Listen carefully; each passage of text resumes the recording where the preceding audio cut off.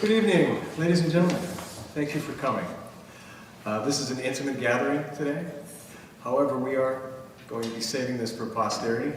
This is the only time I'm going to be up here, right? So, it is my pleasure and my privilege to introduce our resident historian, Sharon McGriff-Payne, on my left, and Liat Meitzenheimer, our previous board president.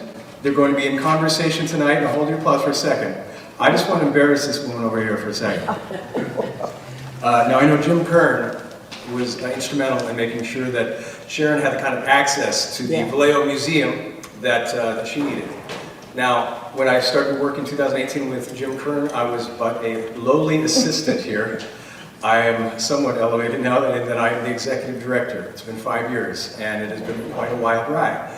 In all that time, we had talked about having a resident historian. And when it came time for me to be able to say yes, I was very happy to say yes to the woman to my left because she is amazing. She is a source of inspiration, and her research that she amazingly donated to the Vallejo Museum, 15 years of research with the 2 books that she has already published and others that she's working on, are now resident here at the Vallejo Museum. For future historians and other folks looking for more information on the African American experience. Now, this is, of course, Black History Month, but the Vallejo Museum honors African American history. African American history is American history, right? Every day of the year. So, again, please give your applause to these 2 ladies that will be in conversation for the rest of the night without me. Sharon McGriff-Payne Liat Meitzenheimer. Thank you. If I could just start, I have a Lawhorn story that I remember. That young man in that large photo, his mother, well, his father was the minister of Good Samaritan Church for many, many years, Reverend Lawhorn. His mother, Ernest Gaines, came to Vallejo probably in the 70s, early 80s. And Mrs. Lawhorn came to, it was down at the Vallejo Library, and it was just a wonderful event. His mother got up and presented Ernest Gaines with 2 bricks, and those bricks came from the Vallejo Library, the Carnegie Library, and I will always remember that. And they were just these simple bricks, but if any of you remember our old Carnegie Library, that he accepted those bricks as if they were like gold. So I do have a Lawhorn story, so I just thought about that when I looked at his photo, so just a story. As with most stories that Sharon has, it's of great value to not only to the people of Vallejo, but to the families that have come and gone from here and the people that come to visit, because we're in a time now where history is being erased. Yes. History is being denied. And they're taking it out of our schools, they're taking it out of our public libraries, they're taking history out of our universities. And so it's important that we continue to talk and tell stories of history so that we keep those in mind. I know for the Meitzenheimer family, there is a resident historian who can go back into the slave days and tell you where the families were and where they came from. And her job is to educate everybody in the family of where the history is so that people don't forget. And so many times here in Vallejo, you talk to young people that have moved here, they have no concept of the things that went before them in the city and how important those roles played and the people that played those roles. And so it's always an honor to work with the museum, and I was always amazed at the amount of information that's logged here. But the other part of it is that I would always hear about Sharon being here, digging through our dusty files and pulling up information and putting together discussions in her book. So these things are all important, and they're of value to the city of Vallejo. And so I was honored that she accepted being the resident historian here, we have room for other people also to tell their stories, but for tonight we want to talk about Sharon and her journey, and how she came to be the author and the historian and person who knows where all records are. So, one of the questions we have for her, and this discussion is going to be open for question and interaction with the community. Exactly. We want to be part of the discussion. Exactly. So if you have a question, then just kind of let me know and I'll pull you today. All right, so the first question is, how was it that you got started and why? I started maybe about 20 years ago. My husband and I moved over on Gilchrist Avenue, out in the Homemakers area. Now, first and foremost, I was raised here. I came to Vallejo when I was about a year and maybe 2 or 3 months old. But my parents had already been here in the 1940s. And I'm going to just show you, I'm going to just start with a photo of my mother and father. My father came here as a sailor during World War II. And this photo was taken about that time, he and my mom. And they had just gotten married not long after this photo was taken. So my mother and father first came to Vallejo during World War II. And they fell in love with Vallejo. They came from a little tiny town in Florida called Lake Wales. It's right outside of Orlando. So they came here, fell in love with Vallejo, stayed here for a few years, and went back to Florida for a few years, had about 4 of us while they were there, and by 1951 or 52, they came back to California with me and 3 others of my siblings. So again, they love Vallejo, so they passed that love of Vallejo on to all of us. So that's how we got here. It would be my working on Vallejo history and African American history to really find out that my parents were part of, and it'll probably be the case for a lot of you as well. They came here as part of a large movement, and that movement was the Great Migration. And I know a lot of you may know about the Great Migration, and that was that period between 1915, 1970, when about 6 million black people left the South and moved up north, northeast, Midwest, and then they came out here to California. So it took for me to start actually doing research 20 years ago to understand why we were here. I just sort of took for granted that we were here. Now, did not understand that, you know, maybe I had an uncle, I had 2 uncles here who also followed my father. The one brother came out here during World War II, and another one came here after the Korean War. But I just sort of took for granted we were here, but then I started thinking, why are we here and all of my family, most of my family, is still down in the South? And again, that was because of the Great Migration movement. So that said, as I started thinking about, maybe 20 years ago, I moved, like I said, over on Gilchrist Avenue, and I moved, and I think some of you guys may know him.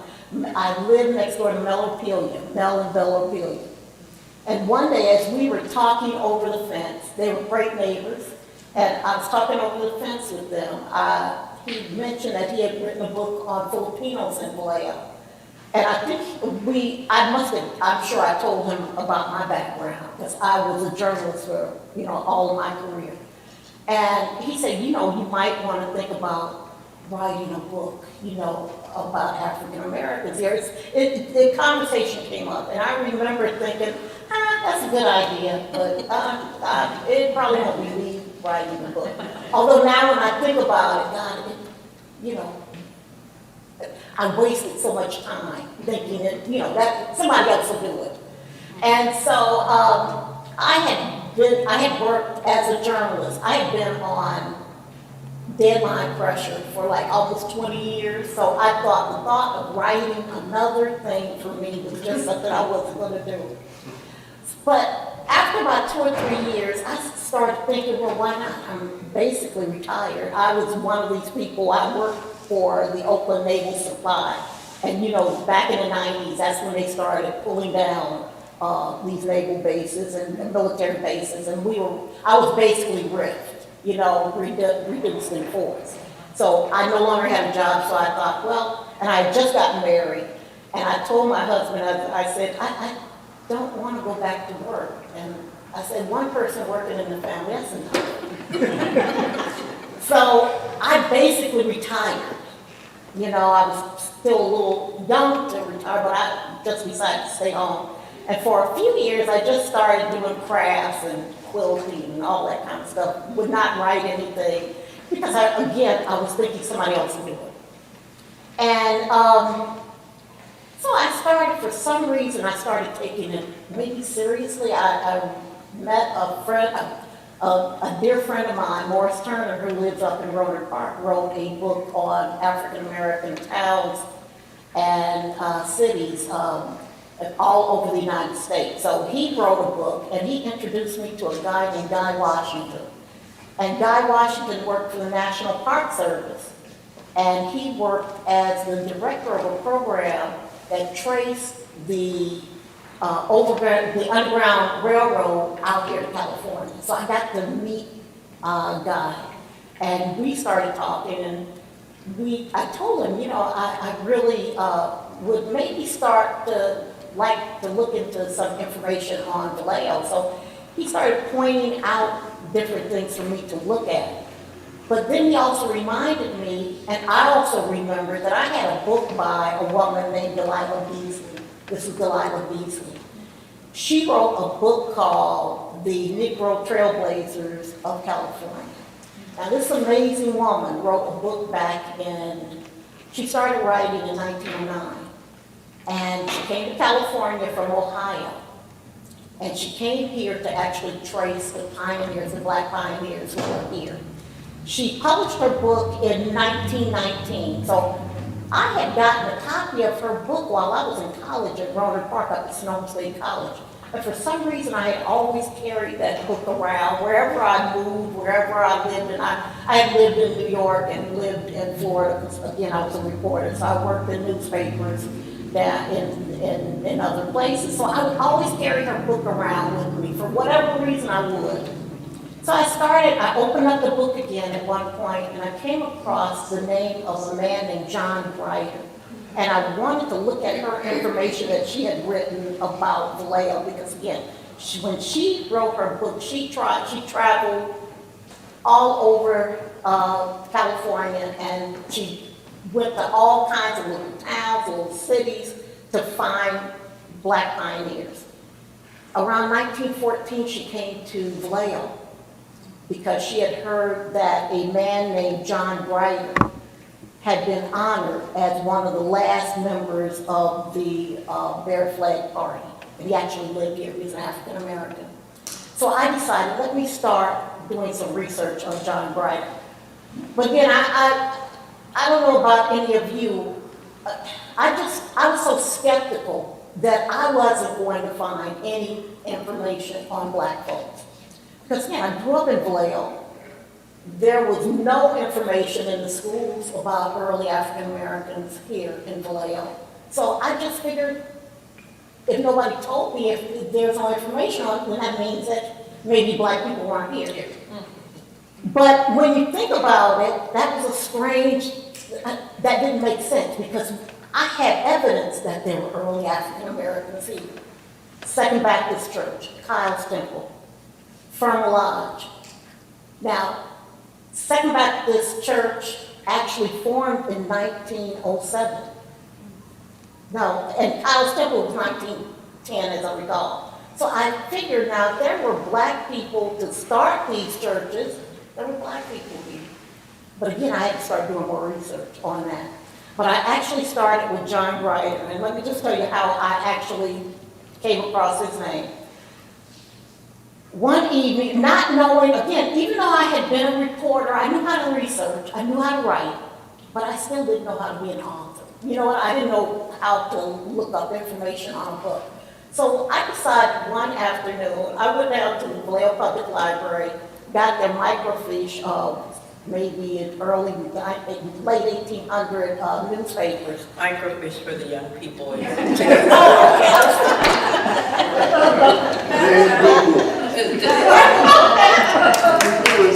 my God. I could be reminded. Our Google was on film and you had to go through the room of film to find what you needed. Oh my goodness, okay. No, I remember, I have to say this, I went in one day when I had to get, my husband and I had to get our phones changed, and this was a few years ago. And I had a flip phone, and this was well after flip phones were. And it was a little pink, little square, little phone, and I took it into the person, I said, we need to trade this in.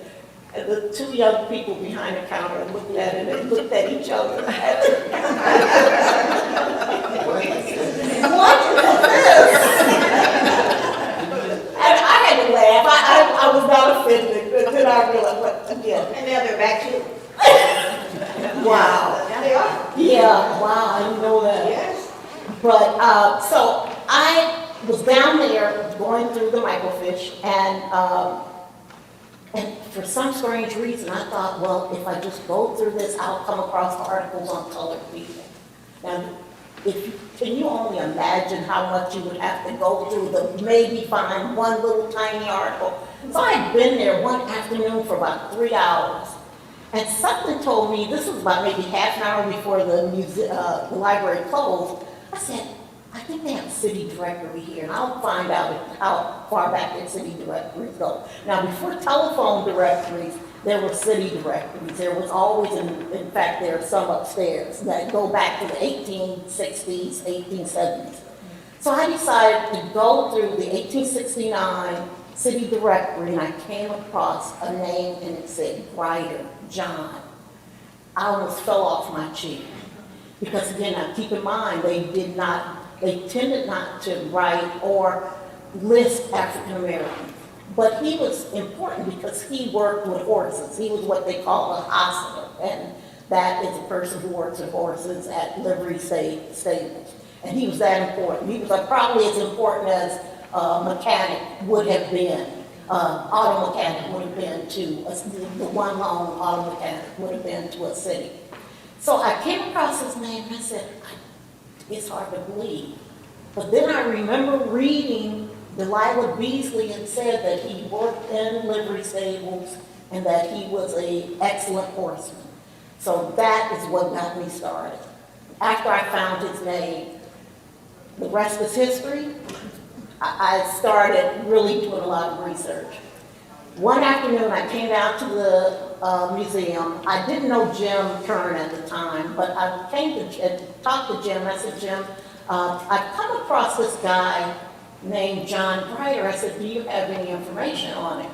And he came out and he pointed a photo, a collage of photos of all white men with one photo of one African American. And that African American was John Grider. He is on Vallejo's list of pioneers. You know, there's a Society of Pioneers. And for an African American to be on a Society of Pioneers list, I figured out he had to be extremely important. There are only 4 other cities, I believe, in California with African Americans on their Society of Pioneers. That's Sacramento, Stockton, Los Angeles, and I think San Francisco, and Vallejo. So there are about 5 cities here that have a society, a black person on their pioneer list. So once I started researching, then it snowballed. It really did.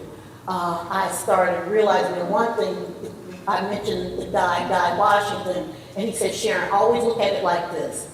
The government has always wanted to keep records, whether it's a city government, a state government, federal government, and they keep records. And if somebody was born, if they got married, he said, no matter what color, there's going to be a record of it. And that is what I started with. As long as I could find the name of some person, I could usually find information on whether they bought a home, whether they got married. And then I got introduced to two black newspapers that published in the 1800s, 1850s, 1860s out of San Francisco.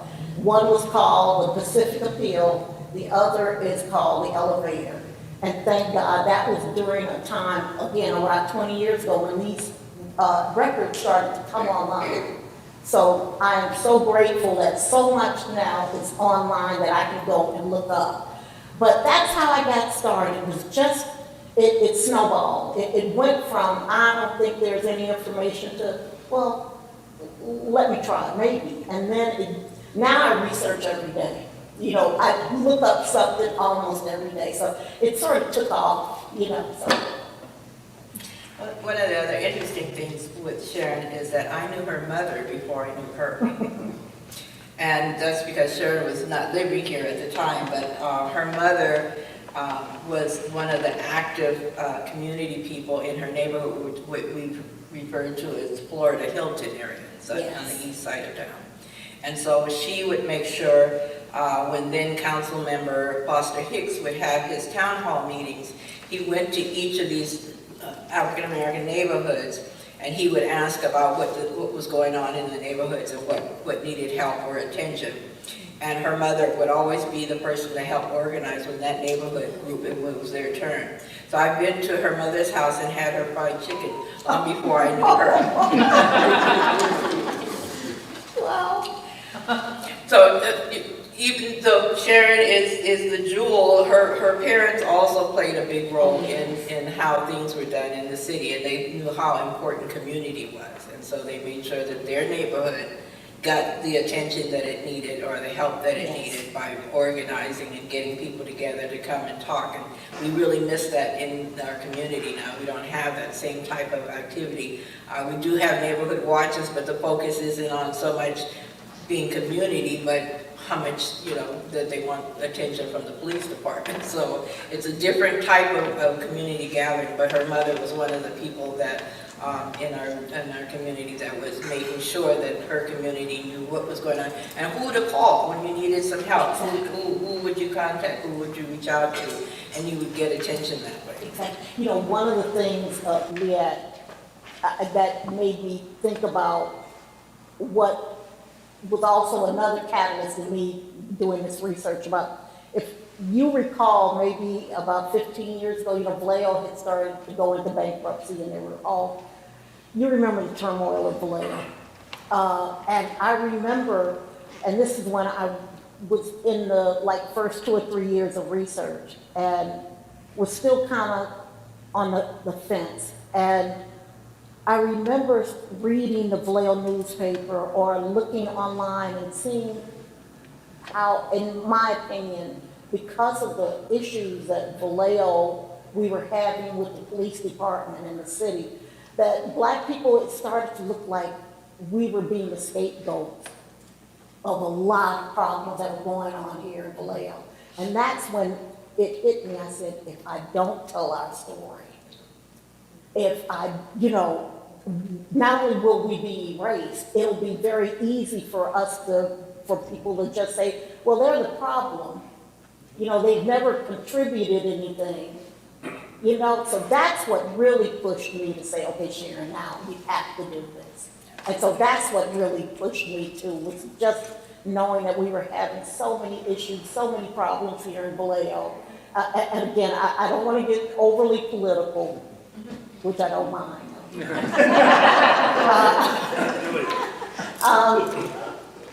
I will always believe that part of the reason we have so many issues going on in Vallejo, why we always seem like we're always playing catch up, is because we don't know our history. And that's just not black folks. That's everybody. You know, that it's always like we're operating from, history started with us. Yeah. And that's why we continue to have so many problems right now. So I'll step off my soapbox.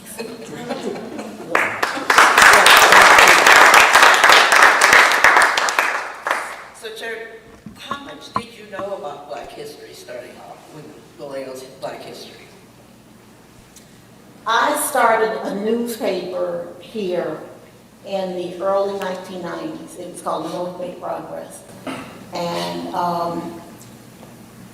I remember writing, one of the stories that I wrote about was Chabot terrorists. If any of you know Vallejo during the 1940s, Vallejo had the largest number of subsidized federal housing for workers west of the Mississippi. One of those huge subsidized housing projects was out in North Vallejo called Chabot Terrace. And so I remember writing a story, because again, during the 1990s, a lot of the people who came out here in the 1940s, they were still very much alive. And my mother knew a lot of the folks because she knew them back through the 1940s. So I remember writing a story on, just went around and started, interviewing people about what life was like during the 1940s. So I did have an idea. And that, as I recall, that kind of sparked something, but again, I didn't act on it too much. So I knew that we had an early history. I did not know we had a Buffalo Soldier history. I did not know that we had a big 19th century history. So that took for me to actually get started doing the research. And so where were some of the places that you went to go find this? We know that the library had some information, the museum had some information, but you've gone even beyond that in accumulating your research. I went everywhere.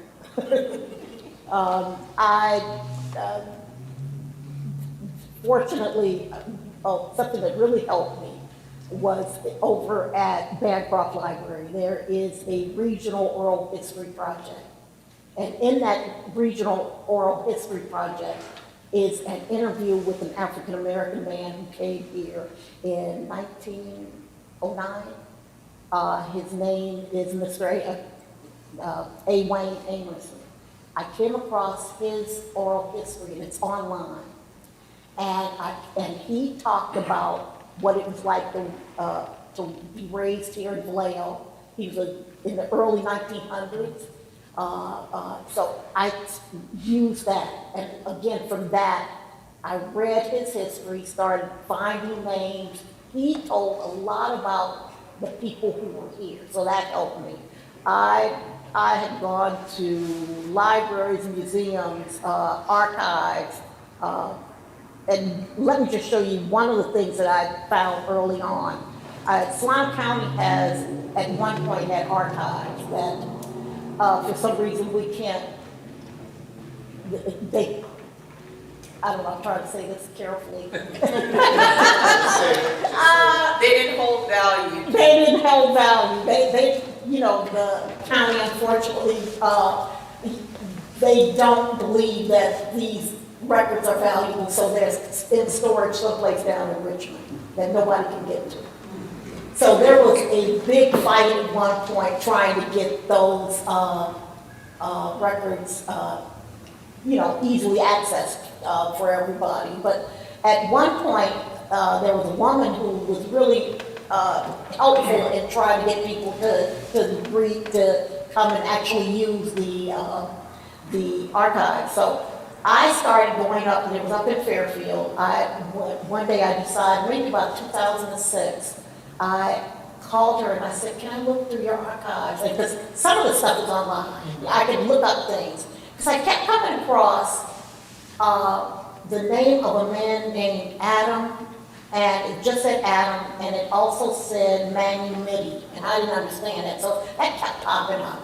And I thought, what's a Manumiti? And so I decided one day to actually see what the item was. And it was a slave, it was a freedom paper of a man named Adam Willis. When we think of slavery, what do we think? Where was slavery? Where do you think? In the South. Okay. Do you think California had slaves? Yes. Okay, well, okay. Yes. Yes, because when those people came here from California during the westward movement, when they came out of the South, why would they leave their most important property home. Why would they leave the property home that can tear down trees and, get them across? No, they didn't. A lot of people brought their enslaved people with them. So I came across an item and it said, I looked at the word manumission, and again, it was just another word for manumission. And manumission freedom. And I came across the name, and I'm gonna pass this around, of a man named Adam Willis, who bought he paid $1 for his freedom. He lived in Benicia, he was set free in a Benicia courtroom in 1855. So this was one of the most early important things that I actually found. So I'm gonna pass this around. I don't know if you can actually read the information, but that was one of the early items that I found. And just think, that was just one that I found. If I probably could go through those records, I probably would find more. I bet every county in Northern California, there is a freedom paper in their archives. I'm almost for sure. Some places have, like Tuolumne County, they have a number, because again, a lot of people, when they came here, a lot of the enslaved people, they came here to work the gold mines. So wherever there was gold country, I'm sure you can find freedom papers. But I'm sure there are papers here in Napa archives, as well as our archives as well. But it would just take a lot of research. And at this point in life, I'm not going to be the one doing the research. So I'm hoping that out of all that, maybe somebody else will take up the job. So that I just started just learning more and more. The more I learned, the more I realized that Black people had been here. When white people came here, Black people were here, or came here at the same time. Absolutely. And it was interesting because we did have a group that came here and did a skit Yes. on Black history. Yes. And Sharon is in the book that they had put together. Yes. And they talked about the Black gold miners Yes. that were here. And to date, they're saying that they only found one picture of a Black gold miner in all their research. All they've that done. research. But they existed, and they mined here, just like when the gold rush came, they worked in those gold mines as well. But there's no real history of them, there's no pictures of them Exactly. to reference it to. So we've been here, and for what Sharon has found, there's tremendous more history that's available. It's just not knowing exactly where to go, because like in Solano County, who doesn't think that these records should be archived and kept, that there's no value. If not for those records, you wouldn't know that people existed here, other than what they have in the books that they put out. Exactly. So when you said some of the places that you started looking and researching, what was one of the things, or a few of the things that surprised you about what you were able to find? Things that you weren't aware of at the time, but that you discovered? That people were buying homes. I came across in the same place that I found that. I came across where 2 Black women in Benicia bought homes in 1868. I have copies of those. Because again, we get sold sort of this bill of goods of, well, Black people didn't buy a home, but we did everything everybody else did. Now, it was hard, for sure, but Black people have always figured out ways to do things. I mean, that's just what we do. So, but I discovered that Napa, I think the biggest surprise was how many Black people were in Napa. Because again, I grew up thinking that Napa was all white, and Black people they existed. I mean, they had a small community up there for a long, long time. They had an AME church in Napa. They had a Black school in Napa. So it was finding out that I also researched places like Santa Rosa, and again, same thing, small Black communities that started their own churches, their own schools, and that kind of thing. So it was just like what finding interesting people here. I came across the name of a young man named Thomas Pearson, who came here. He followed his father, who was here in the 1850s. His father came here with a officer over at Mare Island. I'm sure he came here enslaved. And so Mr. Pearson came here with one of the officers here. His son Thomas and the rest of his family came out in about the late 1860s, early 1870s. And Thomas was raised in Vallejo. He went to all Vallejo schools. He eventually moved to Oakland. He ran for an assembly office in 1895. And what I learned about him was when Thomas Pearson, before he came out here to California, he was owned by a railroad company. And the largest owners of slaves in the South, when we always think that they're plantation owners, no, it was railroad companies. That was the largest, the railroad companies owned the most slaves, during while we were enslaved. So I learned that about Mr. Pearson, and I followed, because he was pretty active, there was always articles that were written on him. So I love to write a book about him because I have a lot of information on him. But so just to discover that there was a man who worked his way and decided to become an attorney, and he became an attorney and he came out of Vallejo. So that was one of the surprises that I came across. It's always amazing to find that we actually inhibited these spaces. Yes. Not so much known to everyone else, but there was a sense of pride within the Black community that they kept that information going on who was who and who you could contact if you needed something, some supply, somebody Yes. knew somebody.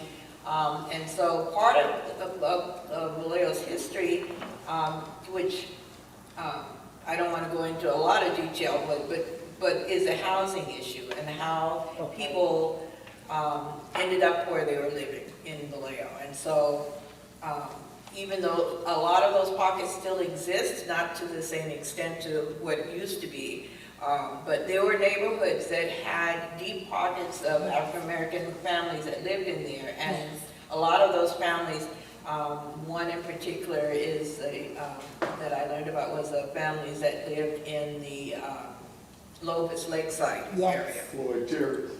Yes. Lopez. Lopez. Yeah. Terrace. Yeah, Yeah. Floyd Terrace was after. Floyd Terrace was first.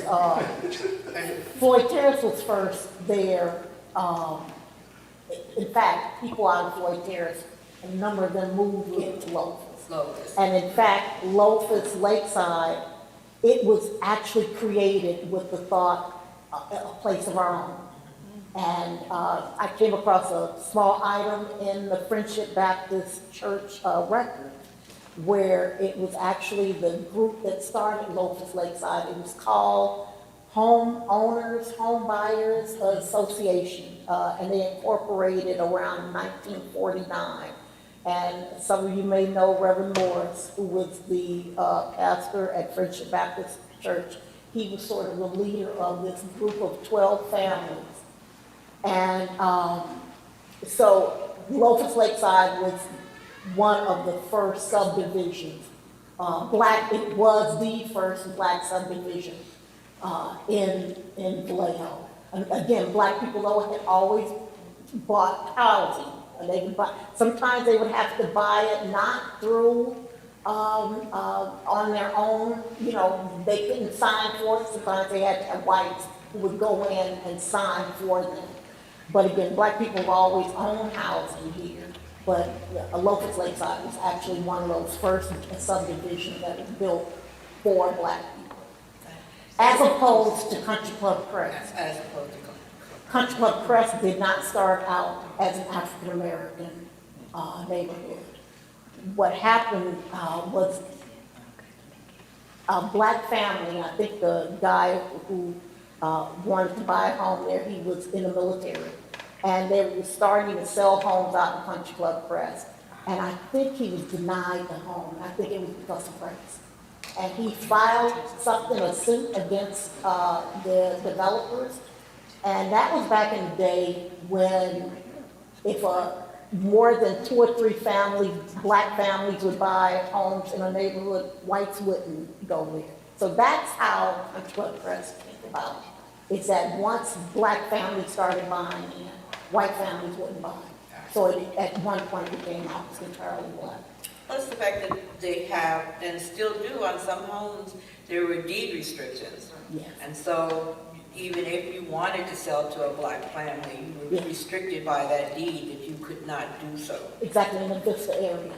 Yeah, in fact, I remember even as a child, which makes me feel really ancient, I remember seeing ads that would say restricted. That's what they said.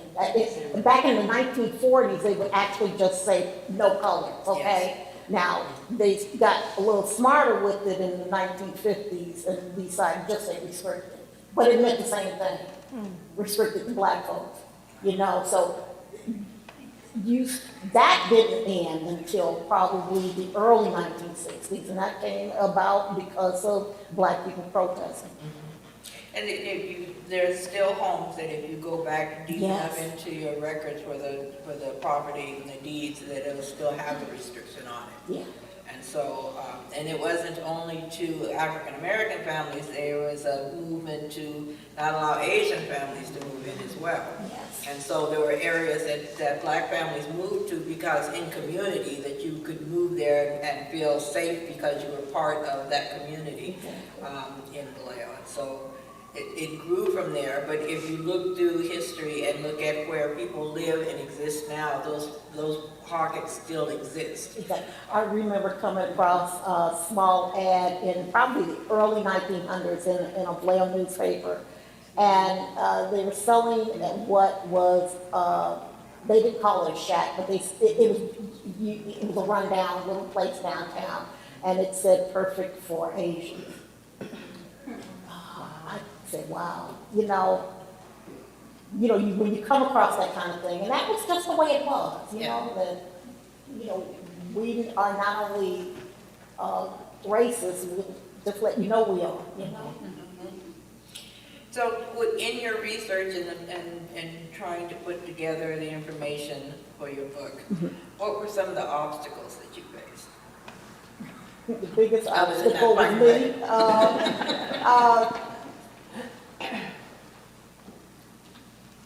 I think the biggest obstacle was sometimes coming across not getting, I knew I was not getting the whole story.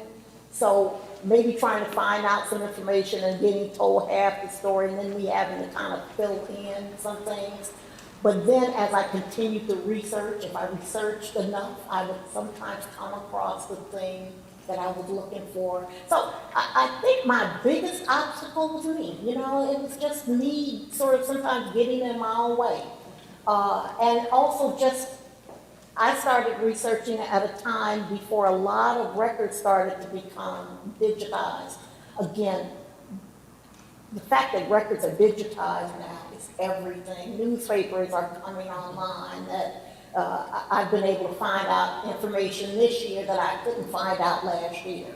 So some obstacles, I don't know, like I said, it was me sometimes not wanting to, just wanting to take a break, and sometimes also feeling that it was so overwhelming. I barely scratched the surface. There is so much information out here that I sort of either left on the cutting room floor or just did not have the time to look it up, which really I hope that somebody here will just decide to take up, some of this research, as some of you probably are doing. And I hopefully, as we talk, I'll find out what you're doing. And so it's so much. So again, like I said, I barely scratched the surface.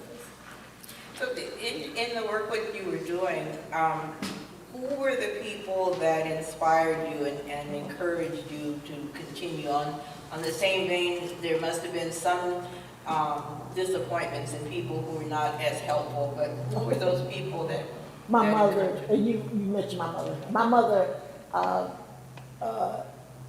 she was my greatest fan. She was. I remember going to the hospital with her at one point, and this is when I was writing.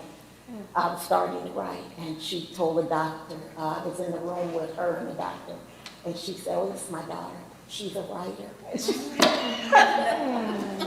And it just, I mean, I really, she was just, she inspired me because she wanted to be a writer. And she could write. My mother could write beautifully. And she wanted to be a writer, so she inspired me. So I kind of, in so many ways, I feel like she's here in the room with me right now. She just kept me going, you know, because this is exactly what I know she would have done had she been given the chance. She was born in 1918. So had she been given the chance, she would have been, wow. Yeah, so she and not only my mother, just that whole generation. I mean, these are folks who just tough. These are tough folks. And if they were tough, the generation before them. So they just inspired me. And I always think about if we could go through slavery, you know, what I do is nothing. You know what I mean? Everything I do, everything we do, we should be honoring their memory. So just knowing, you know, that I come from just dynamic people. Good stuff. That's just, I'm telling you, you know, that is what has kept me going. And then on that same vein, were there people who tried to discourage you in writing? Especially for Black history in Vallejo, were there people that tried to discourage you or not as helpful? I mean, I wouldn't listen to them anyway. I just wouldn't, you know. Well, that's the key. Right. You don't let people discourage you if this is your passion and what you're wanting to do. Well, and one of the things I kind of learned too is that when people do try to discourage you, usually there's a reason. They may not know things. You know what I mean? So they may not know, so they may attempt to discourage you. But I never really did. Nobody ever really got in the way. Except now, the one thing I have noticed is that the minute sometimes you ask, and again, this may be just natural. I don't know. I don't want to put anybody down about this, but the minute you may express an interest in something, people sometimes will kind of hold on to things. You know what I mean? They may not want to maybe give you information thinking that you're going to do something with it. So I would run into that every once in a while, but I understand that. You know what I mean? So that's kind of a human thing. So that never, and like I said, once I got started, once I got on this railroad track, you know, nothing could get me off of it. So in that, when you started that work, when you started to uncover a lot of that history, what was your impression? Were you surprised at the accomplishments that people had done here in California, Vallejo in particular? Was it something that you expected to find? I wasn't surprised that Black people did these things. What surprised me was that information is here, and I did not have to go real deep to find it. You know, it still is a lot of things I can't, I may not be able to get to, but the information is here. It just needs to be pulled out. You know, so I think the big surprise was that once I started looking, it's here. You know, once you know where to look, it's here. You know, once you find a name, because that's key, is that once you get a name, that's how you find out. You know, so I don't think I've been overly surprised. I'm not surprised by Black people's accomplishments, because again, like I said, we do what we do, you know, and once we get an opportunity to do something, we do it, so. Then I would imagine that, once you find that one key That's it. that opens up that next lock, then it's always, were you anxious to get to that next key Always. to find out what else you could Always. I find? became obsessed at one point. And that's you're gonna go down once you start researching, you get that research bug in you. And I remember a woman I was talking to when I first started researching, she said, this is you'll get addicted to this. And I kind of looked at her. Yes, you will. But it's a wonderful addiction. It really is. It's a wonderful addiction. So once you get started, it is, like I said, I research something every day. But I can do it. It's right online. Just think 25 years ago, I would have had to go outside my home to do so much of this stuff. And I can do everything almost online. So in that vein, what type of research resources did you use while you were writing? Putting together all this information? I use college, first and foremost, if you can, you start with first person people. I actually interviewed people who came here, let's say in the 1940s. I also interviewed people whose family were here, early 19th century, late 19th century. So I was able to get to some of those folks to talk to them. But I would go to museums, I would go to archives. Here in our museum here, I went to the Oakland African American Museum. You name it, I've been there. I would go down to the Bancroft and check things. You could buy, some of that information, not buy it, but you can actually have them run off information for you because Bancroft Library has a lot of information on early African Americans. We have a Masonic order here, Prince Hall, Free and Accepted Masons, Firma Lodge. We have a building down on Georgia Street that was built by Buffalo soldiers in 1914. I came across their deed. So Vallejo has a huge Buffalo soldier history. And let me if I can briefly just tell you a little bit about that. James Williams, I don't know, some of you probably know Ursula Williams, the late Ursula Williams. She and her husband, I interviewed them because Mr. Williams, his dad came here in the early 1900s. And he was also related to Grace Logan Patterson, whose family came here in the 1840s. So, and she was our first African-American school teacher. So what I learned from Mr. Williams was he told me about some of the people that he met when he was a young boy back in the 1930s. So I learned about the Buffalo Soldier. He mentioned about black clerks who worked over at Mare Island. And to be a clerk and to be African-American in the early 1900s, that was a big deal. So there were 9 black clerks. So as I got their names and I started researching them, I realized that a number of them had been Buffalo soldiers.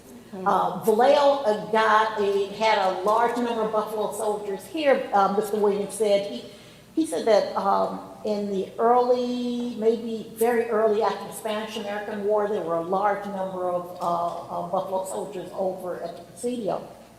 And so one of their commanding officers, white commanding officers, wanted to make sure that his men were able to go and leave after they left the service, that they had some place to go. So he wrote, and a lot of them did not want to return south.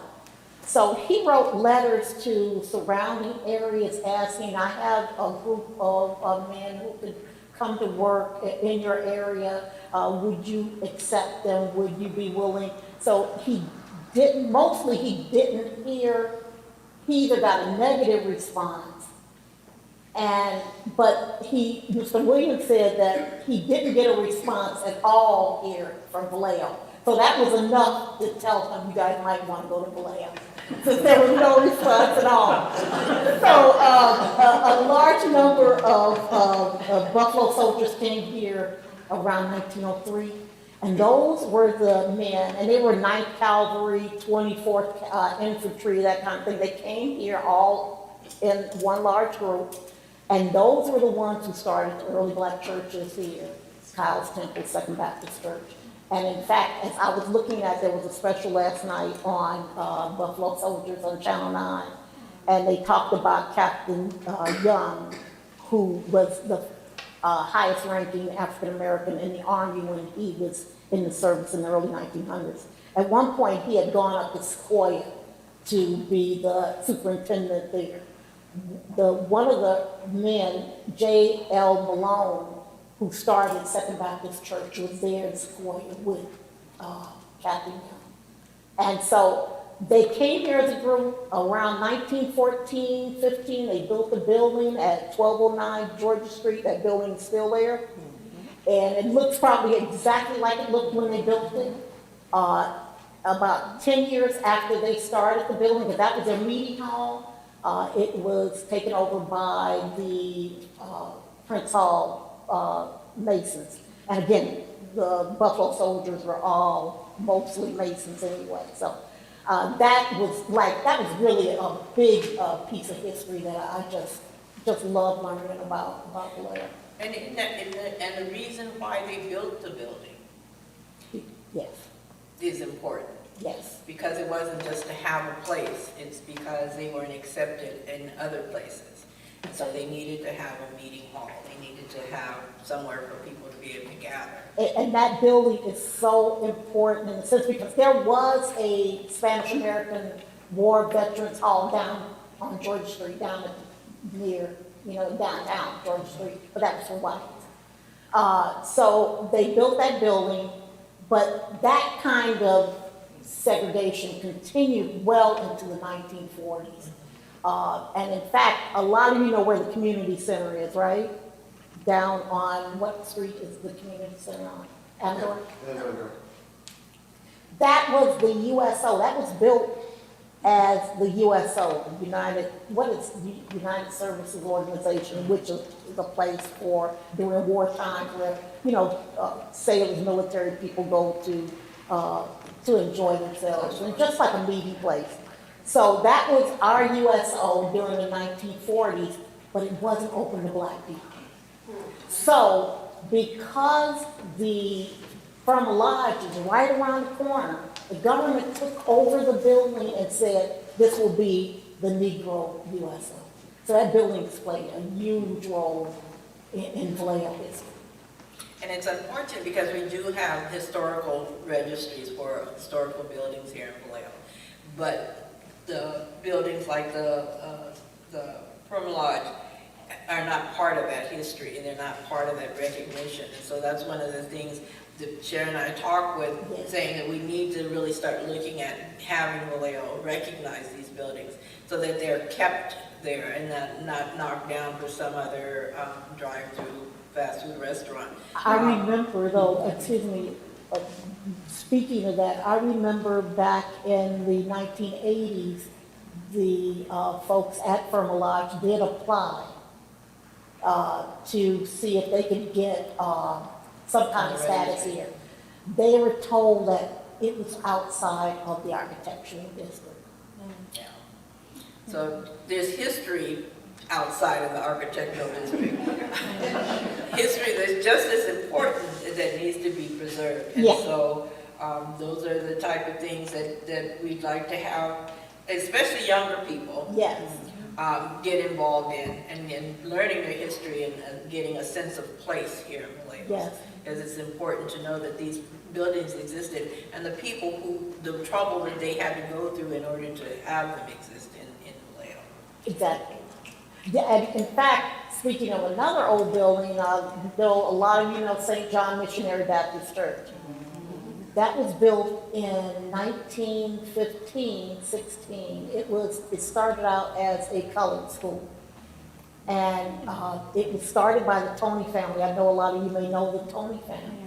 Reverend Tony was the principal of the school, but it started as a colored school to train young black, it was kind of like Booker T. Washington it was like his school. It was to train young people to become cooks and domestics and that kind of thing. So that was, and there's a beautiful photo of some of the students that it's here at the museum. So we have some old buildings here that just need to have some recognition, and they don't have the recognition. Yeah, we want to make sure that they get recognized so that they stay there. Yes. Because otherwise people don't, because, one of the places that you recognized in Vallejo is B.W. Williams. Yes. And the historical significance that he had in being able to build houses for Black people here. Yes. And that's back in that same location of Locust Lake, what we refer to as Locust Lakeside. Yes. And so if you could talk a little bit about, especially for the young people, what would advice that you would give them if they're wanting to do some research, if they're wanting to do some writing, they're looking into history, what would you advise them to do? How should they get started? Again, I'm not really sure what their interest might be, but if somebody could have given me advice, I would probably, the best thing is start talking to your family, start, because trust me, if you don't talk to them, there's going to be a time, there's something about your 30s and 40s when you're going to start saying, who am I? That's just life, and by your 40s, it's going to be a real strong sense of who am I? And if you start kind of early, just start asking questions. Sometimes I bugged my mother. And I love being around my mother. So I would just talk to her and just have conversations. But one day I decided, let me write some of this stuff down.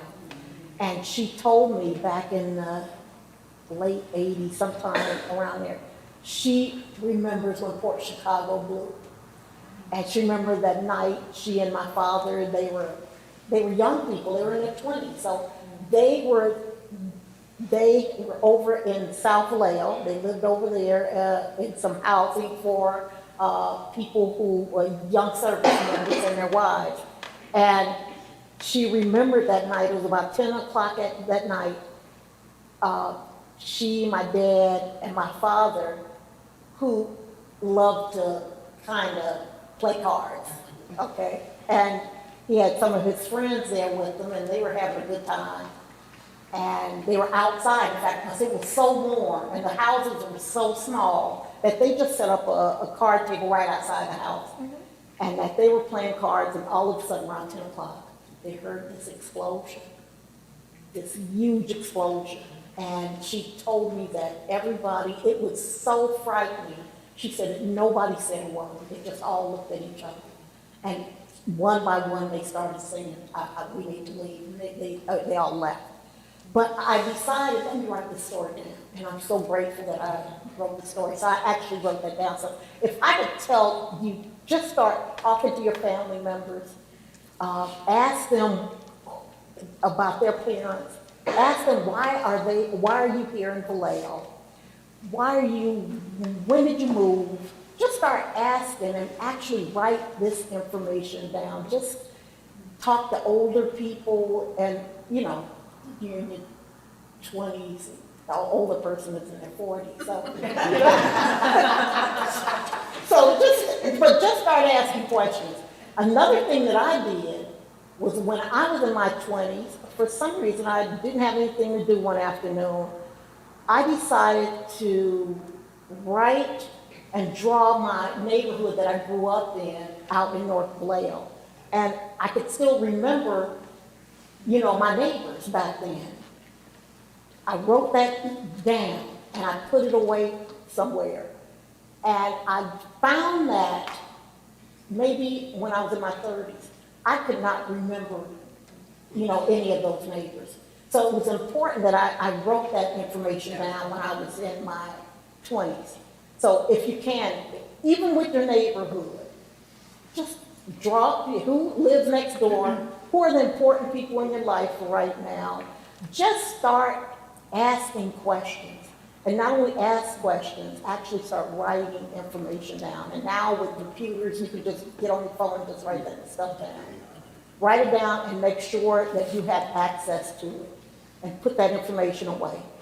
And come back maybe in about 10 years or so, and you'll realize, God, I'm so glad I wrote that information down. So I would just start. If you really are interested in writing, there's a lot of stuff online that can actually tell you, here's how you get started. But again, first and foremost, start asking questions. Start writing things down. Because I've lived in Vallejo for almost 40 years, and for the first part of it, I had no idea what the history was here in Vallejo. And Mare Island was like any other base that, because I grew up in Southern California Air Force Base, that the base existed, but you didn't know the history and who actually worked there and built things there, and families that came from those places. And so when I knew about Port Chicago, had no idea that part of that history was here in Vallejo. So happy that Sharon had started her research on it, and so she formed a group of people to help try to get the recognition, and Brian, who's here, and Brendan Riley, who's also a historian, and Arthur here, worked on it. And so it was an amazing journey to get just the city to recognize that Port Chicago existed here. Yes. And I always thought that the part of the history that for the Port Chicago military was on Mare Island. Had no idea that it was on this side of Mare Island, because they actually couldn't, black soldiers couldn't stay in the barracks on Mare Island. Mm-hmm. They had to have their own barracks here on the other side. And so the history actually existed. I thought that what they termed as the mutiny started on Mare Island, but it was actually on this side of Mare Island that the history was written. And if not for people like Sharon to bring all this information out and provide that information and make sure that people know about it, we'd lose that history.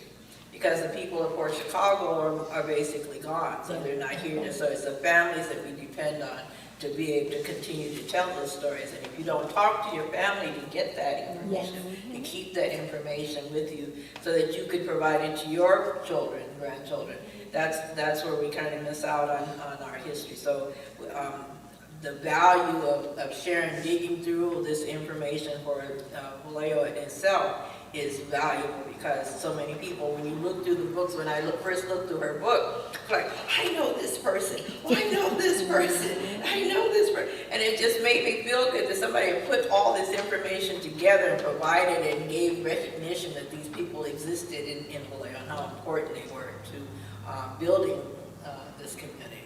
You know, I grew up knowing about Port Chicago. And again, I'm not putting it together or why I always knew it. I started to put those pieces together over the last 10, 20 years. My father was stationed, he was in boot camp or basic training with a lot of the young sailors who were killed over at Port Chicago. And I always think there was a group of black sailors, they were all back at Great Lakes Naval Training Center in Illinois. So they were brought out here as a large group. My father was sent to Mare Island with another large group, and another large group was sent to Port Chicago. And I always think, you know, it could have been the other way around. And so again, I didn't start seeing the importance of that until like the last 5 or 10 years. But then I started realizing I'd always known about Port Chicago. Even when I was like 5 years old, something like that, I just remember Port Chicago was part of my family oral history. Yeah. All right, so you want to open it to questions Please, now? please. Yes. Hi, my name is Madison. I'm the new adult librarian down at JFK. I've heard about you. What did you say? I've heard about you. Oh, I've heard about you, okay? I'm born and raised right here in Vallejo. Okay. I went to school on the East Coast and I just came back. Okay. And came and worked at JFK. I didn't know about archives and special collections and things like that growing up. I just knew I liked to go to museums. Yes. And I went out to school. I went to Lincoln University, if you know, Yes. HBCU. Yes. And I fell in love with archives and special collections at that time. And I ended up coming back home with my husband, who's from Philly. So, you know, Yay. East Coast, West Coast. But I had to stand up. I had to say, I have to give you your flowers right now. God, thank saw you. your book came out when I was in high school. And my mom literally got it for me for Christmas, and it changed everything for me. Like, I didn't know how you got the research, I didn't know how you did it, but just seeing that we had history here, it just opened the world for me, and that's part of my story of getting to where I am now. Wow. So like I said, I have to give you your flowers. Of course, I've done my own research now. I've worked in the Special Collections Library, and I know that, to take a quote from Bill Cosby, when you look at history, you get a black eye, because it's Yes. all there. It's completely there. And that's exactly the same thing for Vallejo. Yes. So, like you said, we are a foundation here. We're a foundation in a lot of the major cities in California and across the Yes. country. And I just appreciate the work that you've done. I'm hoping that we can feature you at the library at some point, because you're a living historian, and this is, like you said, the young people, we have to pick up this work. So I just appreciate this, and those who put it together. Thank you for asking such poignant questions. And again, I need, one more time, I need to give you your flowers, because I really appreciate it. I really do. You know, I heard about you, Madison, about 6 or 7 months ago, and I said, I gotta meet her. And I'm glad you're here. I'm glad you're here, okay? Thank you. Solano Library system is blessed to have very good people working with them. Yes, So yes, it gives more Wow. opportunity for young people to learn. yes, yes. Any other questions? I have a question. Yeah. You know, when I first moved to Vallejo in 2000, I got really interested in the history of a very old house that I lived in. And so I went over to the records in Fairfield. I looked through trying to trace who owned that house over the years and stuff. And I was going to go back and do some more of that, because you have to open those huge big black books, and Yes. you have to look through the pages. But I read recently that they're going to get rid of those books, and they're going to just have it digitized, but that means all that handwriting and stuff won't be there anymore. Will it? Well, again, I'm not, to me, as long as it's digitized, I can understand not having the item there forever. Because again, they're deteriorating. So, Right. as long as you have the information, I think that's important. Part of it I'm is- sure they won't get rid of those. Right. They may put them in storage Yeah, somewhere. cold storage or something, because part of it also is the way it was made, the handwriting, Oh, yeah, the hand of the person. yeah. And you see that on the, because I'm trying to do a little of my family history, and you look at the old census records and how it's done. Some of the handwriting you didn't want to keep as long as your dad was there, because you couldn't really read it. But it's interesting on seeing the actual person that wrote that information down on paper. Right. Yeah. And as long as, to me, and this is just for me, as long as the information is somewhere that I can get to, you understand? Because what troubles me, and this is what I heard about the Solano County Archive, this is what bothered me so much, is that they threw out, at one point, during World War II, the Japanese Americans were rounded up and put in basically concentration camps here in California. There was information, the sheriff's department was involved in picking and arresting a lot of these people, arresting all of the people, in fact. And that Solano County had that information, and they threw those items out. And I thought, oh, Well, I know that I used to go with a friend to an Italian-American club on Carolina Street. Yes. And those very elderly people there were very bitter about how they were treated during the Second World War. Yes. Because a lot of them were removed also. And I wonder if that history disappeared too. You know, that's why it's important for people to just start talking and finding out. And another thing too that I realized as I was writing, and this is just for anybody, I remember I was at an event over in San Francisco and someone got up and asked me a question. She said, "Don't you get angry about some of this?" And I said, "Yeah, but I really don't." I mean, because the people who had the right to be angry are gone. What I can do, though, is to actually start writing about the history and start documenting. It's not enough to get angry.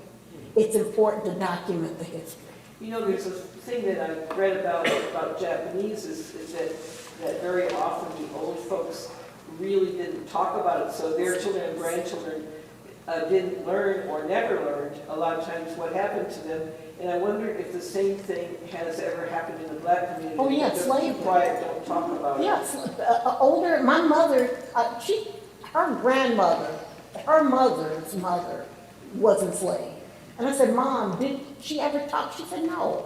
You know, nobody expected them. That was a horrible, horrible time for them. Why would anybody want to bring that up? You know, so, but again, there's information. You don't always have to depend on, the information is there for us to collect still. You know what I mean? So, some people don't want to talk about sad times. They just don't want to do it. But you can still get information on it, so. I think it depends on your trauma that you're living through. Right. To have to relive the trauma is hard, even if you're trying to convey it to, your grandchildren. It's just something that's very hard to talk about. Exactly. We recently talked with a group of Vietnam soldiers, and they don't like to talk about what happened because of the trauma that they went through and then the trauma they experienced once they got back. So it's something that they just kept to themselves. But we lost a lot of that information because people didn't want to talk about it. Yeah, I can imagine. I can see interviewing people would be a very delicate situation. You really have to learn a lot on how to do it. Oh, yeah, for sure, for sure. I mean, it's just like even when I talk to my mother, sometimes I would bug her about things. Sometimes she just didn't want to talk. But there's always a way to get people. You know, as long as I didn't call her and say, "Mom, can we talk about this?" I mean, how I would get information out of her is if we were both cooking something and she would just start relating a story. So it's important that you listen. Because again, they're not going to always just sit there and tell you things. So, but it is important for you, when you know it's a story and you know they're saying it, write that information down if you can. You may not do it right then and there, but at some point you'll be able to just go and just recall that conversation. Kirby. Hello. My name's Kirby Lynch, and Hi, Kirby. I'm a huge fan of yours too. Thank you. I appreciate that. Remember when I was first getting started with reparations organized and I called you on the phone? and Right. You basically just mapped it all out for me, so I really, really do appreciate you. And love the story time, and love your book, obviously. There's two parts of your book. If you had more stories or information, it was mostly around the March on Georgia. Oh, yeah, 60s. And really the whole civil rights moment in Vallejo. Definitely I'm super interested in it, but Okay. that image of people marching down Georgia and Florence Douglass, that moment. And then even if you have any more information about the Black I Panthers sure will. in Vallejo. In fact, I've left a lot of my research here, and there's some parts. I was involved in the Black Student Union movement here. I was one of 21 students arrested back in 1968 at Solano. You know, at one point, the college was actually here in Vallejo, over, where Elsa Wiedemann School, that was the junior college. And that's what we called the junior college back then. And it was 21 of us who were arrested because of the sit-in over there. So trying to put together a binder of all of that information of one of the 21 students. He has saved a lot of that information. And we shared an office with the Black Panther Party over on Broadway Street. So the building is still there. So, yeah. So whatever I can help you with, I sure will. And in fact, that march that was downtown, it actually started from this building. There's a photo of Mayor Florence Douglass giving a, she was speaking out in front of this building and to kind of kick off the march. So, yeah, so whatever help you need, just let me know. Okay, thank you. I think you're welcome. Any other questions? Yes. Yes. You said your parents, when they moved from Florida, they kind of fell in love with Vallejo. And I'm wondering what they loved about it, what they fell in love with, and what do you love about it? Oh, God. They were young. Now, remember, they were young, they were in love, they were newly married. They would probably love any place they would have been. And they were so cute, and not only, they were around a large number of other young people who were probably out for the first time. Imagine leaving your parents and you are around a large number of young people. There were dancing. Vallejo at one time was really a hot place. All the big acts came to Vallejo. Count Basie, you name it. All of those groups came here. So there were parties on the weekend. That was just, I can only imagine. Vallejo's a beautiful little place. I know we look a little rough around the edges right now, but Vallejo's really a beautiful, beautiful little city.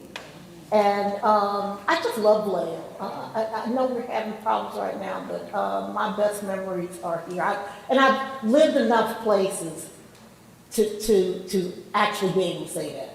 I've lived in New York, I've lived in Florida, I've lived in Washington, D.C. So, I just love Vallejo.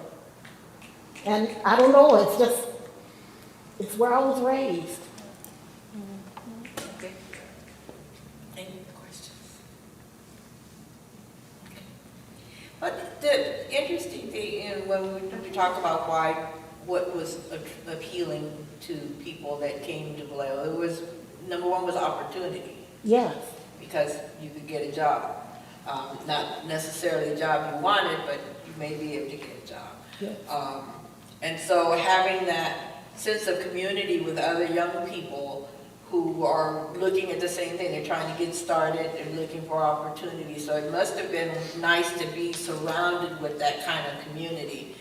People who came from different parts of the country, have different backgrounds, but they were all here, and so they were able to enjoy each other while they were here because of that sense of community. And my father always said what he loved about being here in California, he didn't have to say yes or no, sir, to any white person.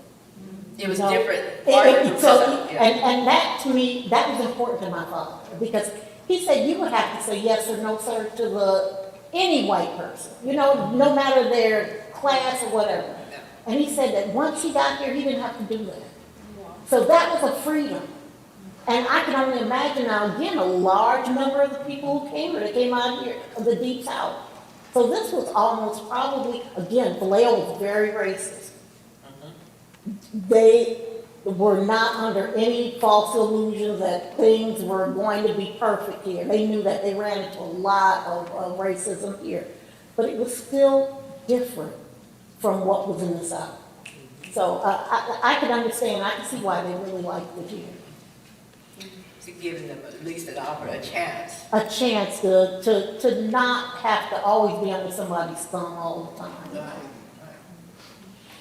But any other questions? Okay.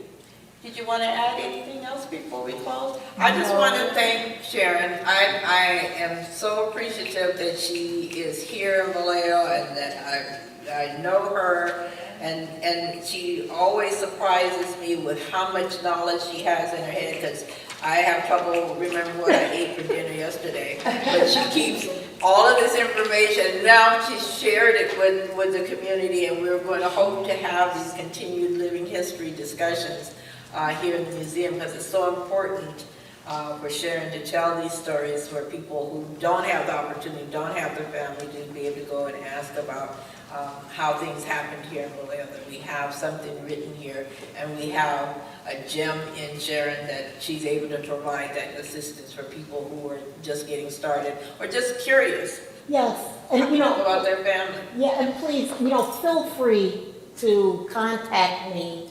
You can always contact me through the museum. If you have any questions, you know, please call, and 'cause I really do want to encourage all of you to just start writing, you know, we all have a story to tell. We all have a story to tell, and just start telling those stories. You know, tell it somehow. Tell it on your Facebook page. Tell it, you know, tell your stories, you know, because, you know, it's important. So, you know, but again, feel free to contact me. I'm very open. So, you know, feel free to contact me. All right. So I want to thank everybody. Thank you. Thank you. Thank you. I appreciate it so much. Thank you. Thank you.